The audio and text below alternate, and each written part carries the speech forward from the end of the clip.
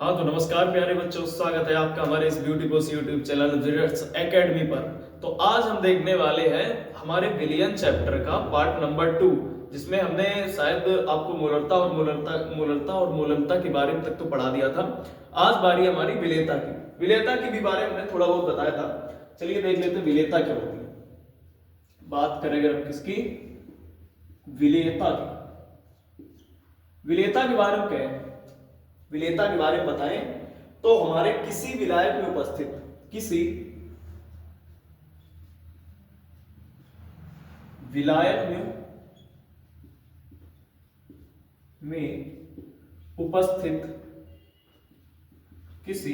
में उपस्थित किसकी मात्रा, विलेय की मात्रा को क्या कहते हैं, विलेयता कहते हैं। किसी विलायक में उपस्थित विलेय की मात्रा को क्या कहते हैं, विलयन की विलेयता कहते हैं। किसकी विलेयता कहते हैं, मात्रा को विलयन की विलेयता। आप लोग विलयन की विलेयता लिख लेना, ठीक है। विलयन की विलेयता कहते हैं। अब बात ये सामने आई कि विलेयता हमने बता दिया विलेयता क्या होती है, लेकिन विलेयता बताएंगे कैसे कि विलेयता क्या है अपने रसायन विज्ञान की भाषा में। तो विलेयता मतलब दर्शाने की भाषा में अगर बात करें कि विलेयता को कितने प्रकार से दर्शाया जाता है, तो विलेयता को 3 प्रकार से प्रदर्शित किया जाता है। कितने प्रकार से, 3 प्रकार से।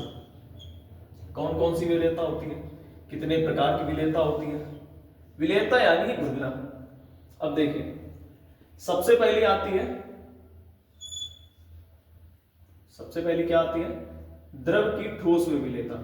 किसकी, द्रव की ठोस में विलेयता। द्रव की ठोस में विलेयता। दूसरी आती है द्रव की गैस में विलेयता। द्रव की गैस में विलेयता। द्रव की किसमें, गैस में विलेयता। और तीसरी क्या आती है, द्रव की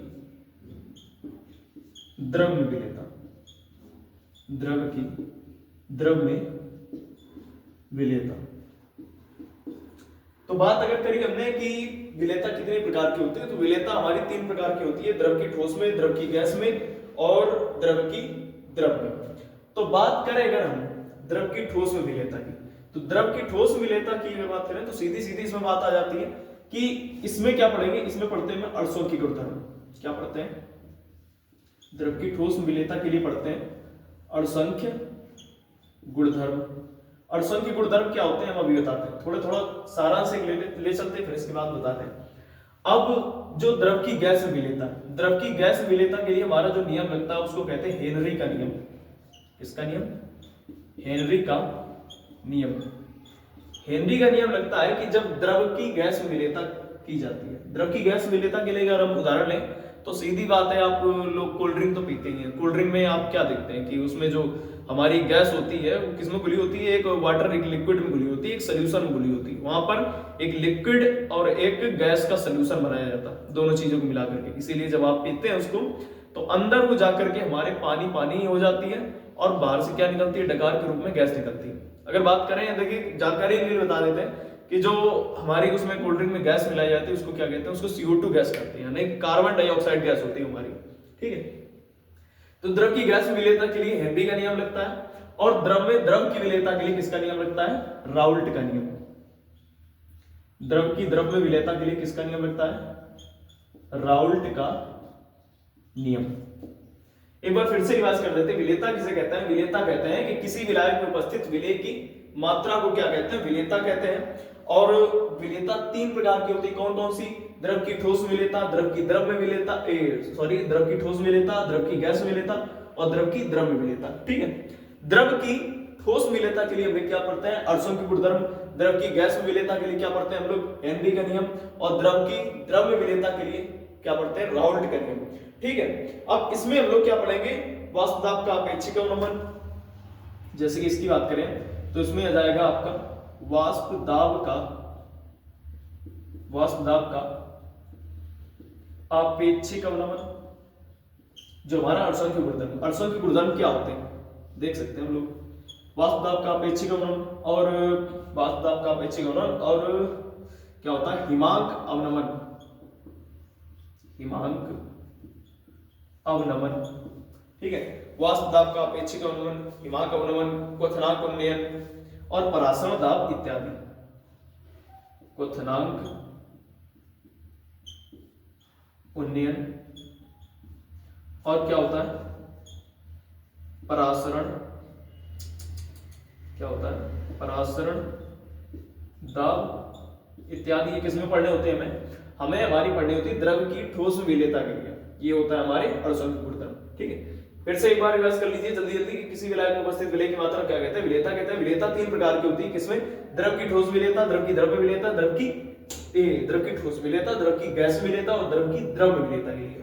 द्रव की ठोस विलेयता के लिए हम लोग क्या पढ़ते हैं अणुसंघ गुणधर्म। अणुसंघ गुणधर्म कितने होते हैं 4, वाष्प दाब का अपेक्षिक अवनमन, हिमांक अवनमन, क्वथनांक उन्नयन और परासरण दाब। द्रव की गैस विलेयता के लिए हम लोग अभी आगे पढ़ने वाले किसका नियम, हेनरी का नियम। और द्रव की द्रव्य विलेयता के लिए हम लोग किसका पढ़ने वाले, राउल्ट का नियम।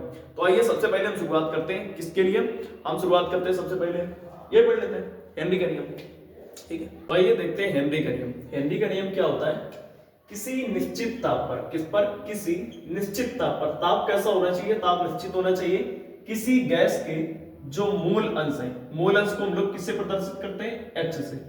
किसी गैस के जो मूल अंश हैं उसके किसके, दाब के, दाब को किससे प्रदर्शित करते हैं, दाब को प्रदर्शित करते हैं P से। उसके दाब के क्या होते हैं, समानुपाती होती है, ठीक है, समानुपाती। आप सभी को समानुपाती का चिन्ह पता होगा। अब देखिए लैंग्वेज से क्या किया जाता है, लैंग्वेज से आपके न्यूमेरिकल सॉल्व करने के लिए जो है आपके कॉन्सेप्ट बनाए जाते हैं। किस तरीके से, देखिए किसी निश्चित ताप पर किसी गैस के मोल अंश जो है किसके समानुपाती है, उसके दाब के समानुपाती है। यानी कि अगर हम लिखना चाहे दाब को हम किससे प्रदर्शित करते हैं, P से। P क्या हो गया हमारा दाब, बीच में क्या है समानुपाती, और फिर इसके बाद में क्या मोल अंश को किससे प्रदर्शित करते हैं, X से। तो यहां पर हो जाएगा P समानुपाती X और इसको लिख सकते हैं G, ठीक है। या इसे फिर इसके बाद में जब इसका सूत्र लिखते हैं तो इसको दूसरे प्रकार से पलटकर जब लिखना चाहते हैं तो ये हो जाता है, क्योंकि इसमें एक KH जुड़ जाता है जो कि होता है हेनरी स्थिरांक। तो इसको लिख देते हैं हम कि P बराबर KH, KH क्या है आपका, ये हेनरी स्थिरांक है KH और इनटू XG। ये आपका क्या बन जाता है, ये आपका बन जाता है फार्मूला, ठीक है। KH क्या, ये भी बता देते हैं, KH है हमारा हेनरी स्थिरांक, ठीक। और यहाँ पर G क्या प्रदर्शित कर रहा है, G यानी कि गैस के मूल अंश, किसके मूल अंश, G X यानी कि मूल अंश और G यानी कि गैस। तो लिख सकते हैं सीधा गैस के मूल अंश, ठीक है। और P क्या हमारा, P यानी प्रेशर यानी दाब, ठीक है।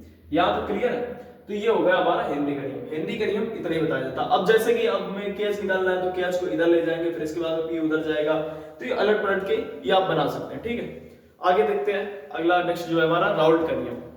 तो चलिए अगर हम बात करें राउल्ट के नियम की, तो राउल्ट का नियम किसे कहते हैं, राउल्ट का नियम लगाते हैं किस विलयन के लिए, द्रव विलयन के लिए। तो इसमें बताया जा रहा है किसी दिए गए ताप पर, किस पर, किसी दिए गए ताप पर किसके, विलयन के किसी घटक का, किसका, विलयन के किसी घटक का जो आंशिक वाष्प दाब होता है। कैसा वाष्प दाब, जो आंशिक वाष्प दाब होता है उसके मोल प्रभाज X तथा शुद्ध अवस्था में इस घटक के वाष्प दाब P0 के गुणनफल के बराबर होता है। यानी कि अगर हम लिखना चाहें सीधी सीधी एक भाषा में तो लिख सकते हैं यहां पर जो P0 होगा, P0 यानी कि क्या दिया गया, क्या दिएगा, आंशिक वाष्प दाब। वाष्प दाब को किससे प्रदर्शित करते हैं, P0 से।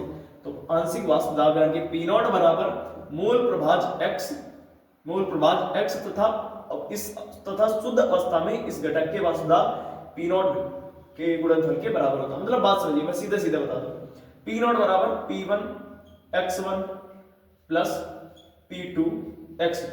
इस बात का सीधा सीधा केवल मतलब यही है, यानी कि किसी दिए गए ताप पर जब विलयन के किसी घटक का जो आंशिक वाष्प दाब होता है उसके मोल प्रभाज X तथा शुद्ध अवस्था में इस घटक के वाष्प दाब जो होता है P0 के किसके गुणनफल के क्या होता है, बराबर होता है। इसके बाद में हम देखने वाले हैं जो हमारे विलयन के अणुसंख्य गुणधर्म है उनको एक एक करके पढ़ेंगे, ठीक है।